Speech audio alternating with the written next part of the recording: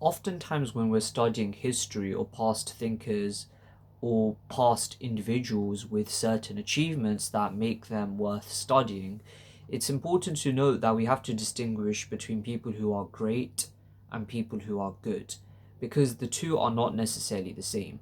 Oftentimes, we're going to come across individuals when we study history or study past thinkers and their ideas, whilst their ideas and their contributions to humanity or to society or to academia even are worthwhile and noted and have been recorded in history and will continue to be done so, they weren't necessarily the best people or the most moral people. A few examples can be given here. Let's say we were to study a past general. Now, this general had many noteworthy achievements on the battlefield. He accomplished a lot, but at the same time, he committed atrocities. There's no other way to put it. He committed certain heinous crimes, he targeted certain people, he targeted certain ethnic groups. This archetype inevitably does come up a lot throughout human history, where you have some of the greatest generals in history committing some of the worst massacres.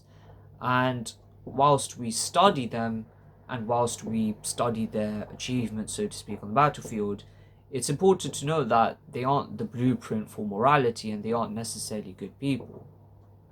Similar things can be said about famous past academics and scholars or past thinkers, who, whilst their ideas might be influential, their works, their books, their thought might be very important to study, and we can appreciate their contributions in that sense, they weren't necessarily moral people.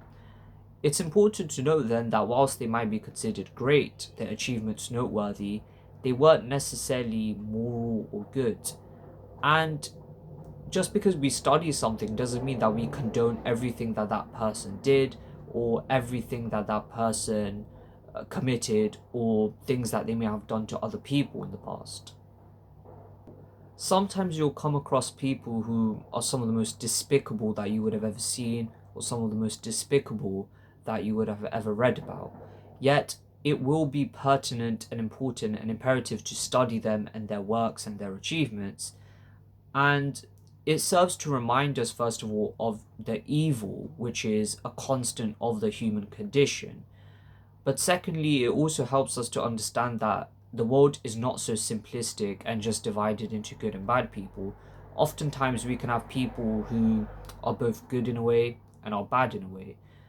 And it's important then to distinguish between the good and the bad and to fight back against the bad and call it out and appreciate the good. It also helps us to reflect in modern times on things which we may be comfortable ignoring or things which we may be alright just waving away because we live in good times, so to speak, quote unquote, when in reality there's a lot of things going on right now that ought to be called out. Hence, we should not take a simplistic view of the world, but we should continue to stand up for what is right and call out what is wrong. While studying the past, we should appreciate people's achievements and works and ideas, whilst absolutely opposing and calling out the horrible things they may have done.